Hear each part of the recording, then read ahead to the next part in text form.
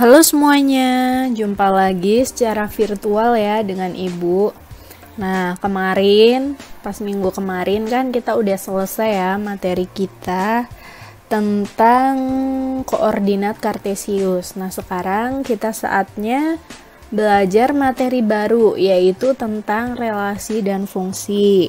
Nah, sebelum kita melanjutkan video ini, jangan lupa ya, cuci tangan terlebih dahulu seperti biasa, biar kita terhindar dari yang namanya virus corona dan tetap sehat selalu. Oke, mari kita mulai pembelajarannya.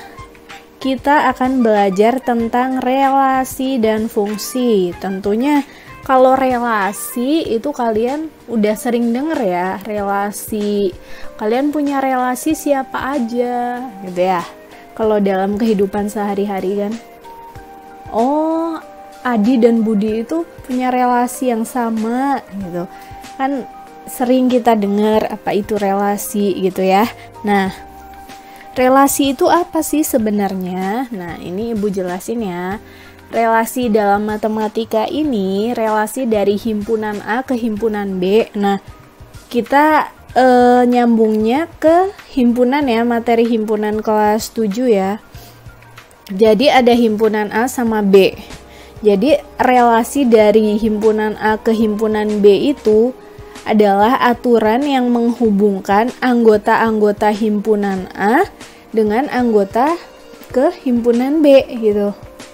Nah, contohnya gini, ini Ibu udah tulis ya contohnya di bawahnya. Ada 5 orang siswa dimintai keterangan tentang mata pelajaran yang digemari mereka. Nah, hasilnya sebagai berikut katanya. Andri dan Wawan katanya gemar matematika. Deti gemar IPA dan bahasa Inggris. Deti ini ternyata gemar 2 ya, IPA sama bahasa Inggris. Putri dan Dewi gemar bahasa Inggris. Jadi ada 2 orang yang sama-sama gemar bahasa Inggris. Nah, dari data di atas dapat dibentuk 2 himpunan. Yang pertama himpunan siswa, tadi namanya. Berarti ada Andri, Wawan, Deti, Putri, dan Dewi ya. Karena 5 orang kan tadi. Nah, itu kita tulis sebagai himpunan siswa ya. Terus ada mata pelajaran yang disukai kan? Apa aja? Kita tulis. Mata pelajarannya dari 5 siswa ini ternyata matematika, IPA, dan bahasa Inggris. Ada 3 ya. Nih, matematika, bahasa Inggris, IPA. Nah, terus hubungannya apa? Tadi mereka 5 orang ini dimintai keterangan tentang mata pelajaran yang digemari atau yang disukai. Berarti hubungannya itu adalah gemar pelajaran. Paham nggak? Paham ya? Nah, jadi yang namanya relasi itu ada 2 himpunan, yaitu A sama B, entah C atau D. Jangan lupa kalau himpunan itu ditulisnya dalam huruf kapital. Kayak ini kan, Ibu tulis himpunan siswa ini S besar ya. Nah, gini. Dan ini kurung kurawal. Nih, ya. Terus, himpunan mata pelajaran Ibu simbolkan M. Ini kurung kurawal lagi ya. Sebagai pembuka anggota himpunan itu selalu kurung kurawal. Nah, terus relasinya atau hubungannya yaitu gemar pelajaran. Nah, gimana sih cara menyatakan relasi? Ada 3 cara. Gimana kita menuliskan relasi ini? Cara menyatakan relasi ini ada 3 cara. Nih, kita bahas lagi. Yang pertama itu ada diagram panah. Kita masih pakai contoh yang atas ya, himpunan siswa yaitu S sama himpunan mata pelajaran M. Anggotanya yang S ada 5 ya, tadi nama siswanya 5, yang M ada 3. Nah, kita lihat himpunan S, kita tulis di sini ada Andri, Wawan, Deti, Putri, dan Dewi. Nah, ini aturannya kita tulis di atasnya. Tadi aturannya kan gemar pelajaran ya. Itu gemar pelajaran. Nah, terus himpunan M kita tulis di sini matematika, IPA, bahasa Inggris. Nah, kita hubungkan. Ya tadi Andri gemar apa? Andri dan Wawan gemar matematika. Berarti Andri ya di sini panahnya ke matematika. Andri matematika. Wawan juga matematika ya. Terus tadi Deti gemar apa? IPA sama bahasa Inggris, berarti dia 2 panah. Deti IPA, Deti bahasa Inggris gitu ya. Nah, terus Putri dan Dewi dia gemar bahasa Inggris, dua-duanya sama. Jadi kita tulis diagram panahnya Putri bahasa Inggris, Dewi bahasa Inggris. Jangan lupa selalu pakai ini nih, panah kayak gini. Ini artinya dipasangkan, jadi harus ada panah kayak gini. Ketika kalian bikin yang namanya diagram panah dari 2 himpunan, ini kebetulan S ke M, kalian harus ada tanda kayak gini, panah kayak gini ya. Nih, harus wajib ada tanda kayak gitu. Oke. Nah, terus ini kalau diagram panah. Nah, yang kedua, kalau himpunan pasangan berurutan. Tadi diagram panah, sekarang himpunan pasangan berurutan. Himpunan pasangan berurutan, kita pakai kurung kurawal dulu. Nih, kurung kurawal, terus kurung biasa. Andri gemar apa? Andri matematika, berarti Andri, matematika. Terus Wawan gemar apa? Matematika juga, berarti Wawan, matematika.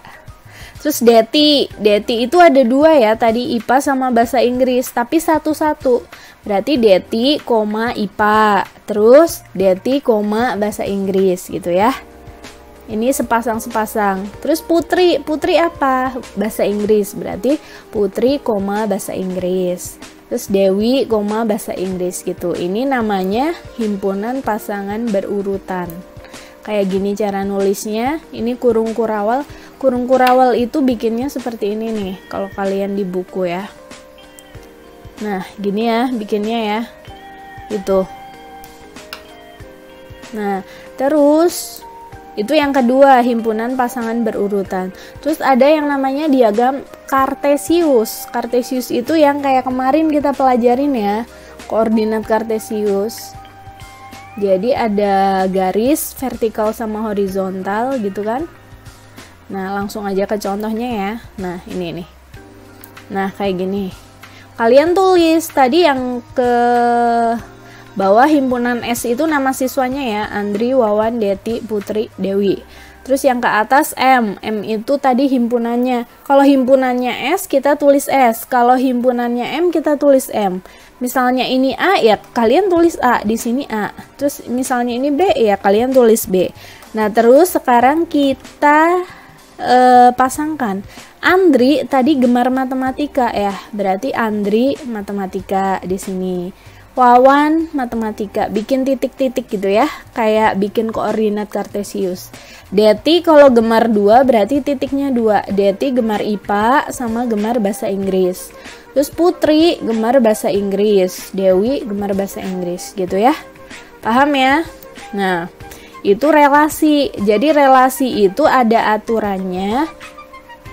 Kalau kayak ini gemar pelajaran ya aturannya gitu. Pokoknya dipasangkan ke misalnya himpunan A ke himpunan B. Kalau tadi himpunan S ke himpunan M. Yang penting ada aturannya. Itu namanya relasi ya. Nah, sekarang yang kedua ini fungsi. Kan tadi judulnya relasi dan fungsi. Kalau fungsi itu apa?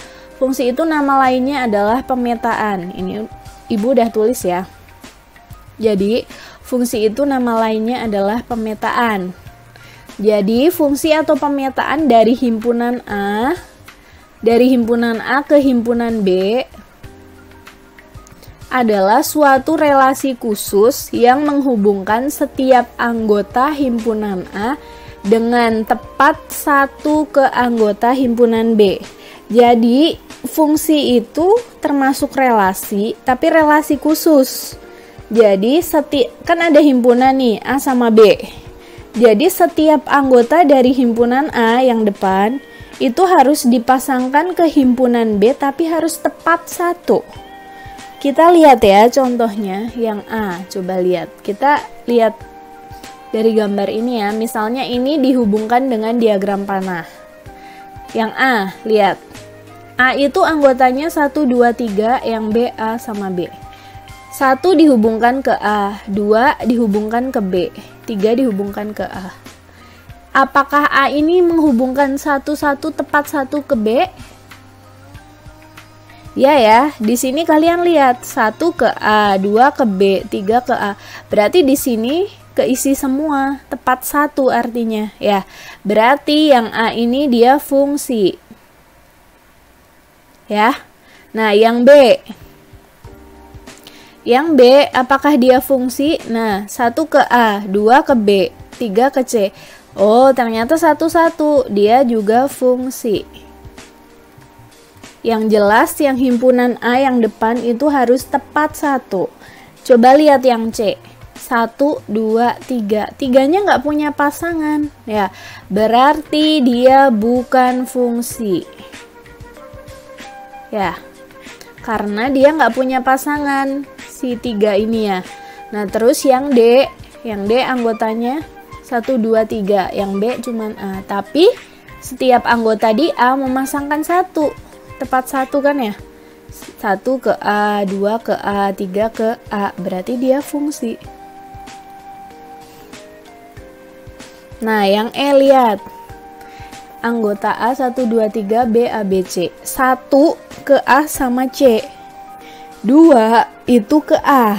3 itu ke B. Jadi 1 ini ada nih 2, memasangkan 2. A sama C. Berarti dia bukan fungsi. Paham nggak sampai sini? Jadi ibu tegaskan sekali lagi, ini ibu jelasin ya. Dia disebut fungsi itu fungsi.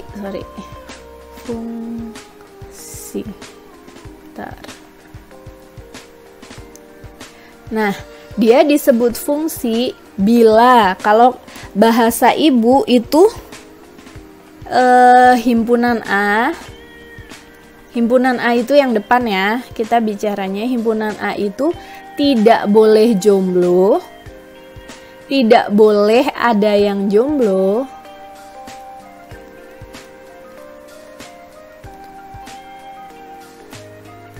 sama tidak boleh ada yang selingkuh. Selingkuh itu artinya apa? Selingkuh itu punya pasangan lebih dari 1 gitu. Paham nggak? Jadi kalau misalnya ada diagram kayak gini, nah kayak gini,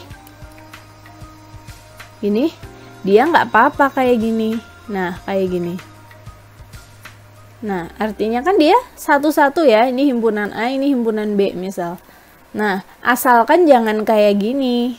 Ketika ini kayak gini, terus ini kayak gini. Ini A, ini B. Ini bisa ke sini, ini bisa ke sini. Ya, artinya apa? Dia selingkuh. Yang ini berarti yang ini tadi fungsi, yang ini bukan fungsi. Kalau ibu bilangnya ini selingkuh ya, karena yang anggota si A ini punya pasangan lebih dari 1. Atau ketika kayak gini nih, ini anggota A, ini anggota B. Nah ini dia 2, ini 1. Ternyata kayak gini. Nah kasihan, yang ini jomblo kan, berarti bukan fungsi.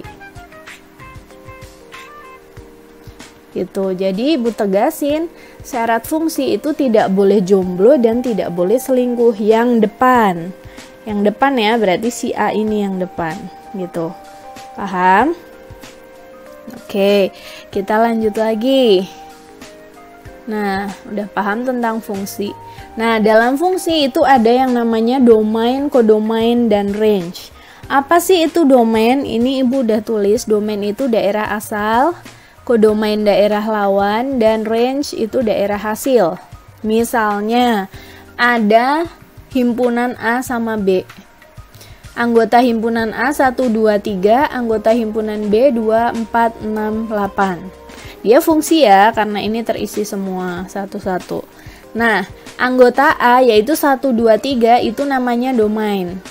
Ya, ini domainnya anggota A. Nah, yang anggota B 2, 4, 6, 8 dia disebut kodomain, daerah lawannya. Nah, range itu daerah hasilnya. Si panahnya kemana? Ini harusnya ada panah nih. 2, 4, 6. Berarti ini namanya range, hasilnya. Hasilnya itu jadi si panah nunjuk kemana, itu hasilnya. Paham ya? Tadi domain itu yang depan, kodomain yang sampingnya, range itu berarti hasilnya. Nah, terus ada lagi banyak pemetaan atau fungsi dari yang mungkin dari dua himpunan. Misalnya ada dua himpunan A sama B ya. Banyak anggota himpunan A. Ini Ibu tulis NA sama dengan A. Jadi banyak anggotanya A itu A. Terus banyak anggotanya B itu B kecil ya. Nah, maka banyak pemetaan atau fungsi yang mungkin. Kalau dari A ke B berarti B pangkat A.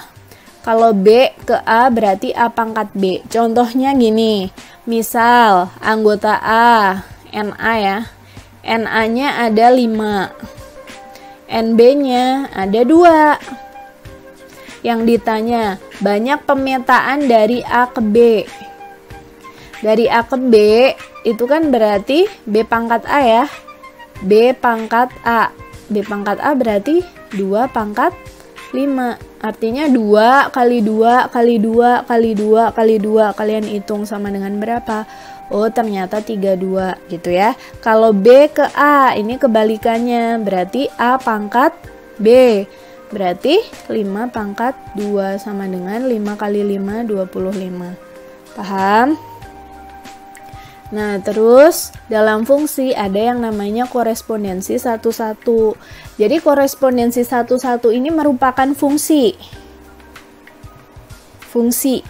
khusus namanya ya. Nah, coba kita lihat penjelasannya. Suatu relasi dari himpunan A ke himpunan B disebut korespondensi satu-satu jika setiap anggota himpunan A dipasangkan tepat satu ke anggota himpunan B dan setiap anggota himpunan B dipasangkan tepat satu ke anggota himpunan A. Coba Ibu review dulu tadi. Fungsi itu dari A ke B dipasangkan tepat satu. Dari A ke B aja ya. Jadi yang A itu tadi Ibu bilang nggak boleh jomblo, nggak boleh selingkuh ya. Nah sekarang yang namanya korespondensi satu-satu, dari A ke B harus tepat satu dan dari B ke A harus tepat satu. Artinya apa? Baik himpunan A dan himpunan B itu tidak boleh ada yang jomblo dan tidak boleh ada yang selingkuh atau mendua ya. Nah dari penjelasan itu dapat disimpulkan bahwa A dan B itu dikatakan korespondensi satu-satu jika banyak anggota himpunan A itu sama dengan banyak anggota himpunan B. Kalau A itu terdiri dari 3 anggota, berarti B juga harus 3 anggota gitu. A 4 anggota, B juga 4 anggota. Kalau misalnya yang A 3 anggota terus yang B 2 anggota, berarti dia bukan korespondensi satu-satu. Dia mungkin fungsi tapi bukan korespondensi satu-satu. Terus tiap anggota A berpasangan dengan satu anggota B dan sebaliknya. Jadi A berpasangan satu dengan B, B juga berpasangan satu dengan A. Jadi baik A sama B itu harus setia dan nggak boleh jomblo ya. Nah, terus kita bisa menghitung banyaknya korespondensi satu-satu, ada rumusnya ini. Misalkan NA kan tadi sama ya, harus sama dengan NB. Ini Ibu misalin Kak. Maka banyaknya korespondensi satu-satu yang mungkin dari A ke B atau B ke A itu 1 kali 2 kali 3 kali sampai K. Misalnya anggotanya ada 5, berarti banyak korespondensinya berapa? Ini contoh K-nya sama dengan 5 ya, Ibu tulis ya. Berarti korespondensinya ya 1 kali 2 kali 3 kali 4 sampai kali 5 gitu. Kalian hitung 1 kali 2, 2, 2 kali 3, 6, 6 kali 4, 24, 24 kali 5, oh 120. Gitu ya. Nah, sekarang kita lihat contohnya biar jelas. Nah, mana yang korespondensi satu-satu? Kalian lihat, C sama D emang sama-sama ini. Anggotanya 1, 2, 3, 6, 7, 8. Berarti sama-sama 3 ya anggotanya. Tapi lihat, mungkin yang C tepat 1 dipasangkan. Tapi D ini 7. 7 ini dia dipasangkan kedua sama 3. Otomatis dia nggak setia ya. Dia selingkuh. Jadi nggak boleh kayak gini, dia bukan korespondensi satu-satu gitu ya.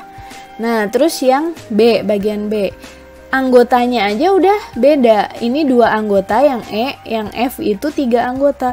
Berarti otomatis dia bukan korespondensi satu-satu gitu ya.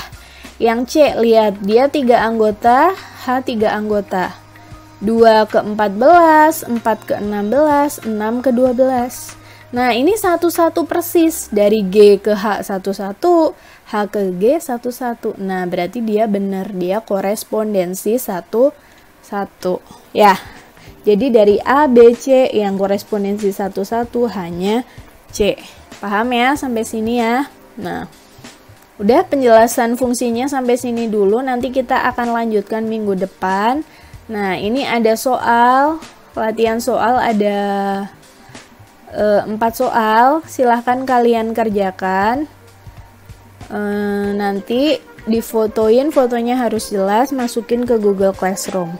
Oh ya, kalau misalnya kalian belum paham apa yang ibu jelasin, kalian bisa ulangin lagi melihat video ini dari awal, atau kalian bisa bantu dengan browsing di internet karena banyak sekali yang membahas tentang relasi dan fungsi. Atau misal masih belum paham juga, kalian bisa tanya ke ibu langsung ya. Oke, sekian penjelasan dari ibu, semoga bermanfaat bagi kita semua. Selamat belajar anak-anak, semangat!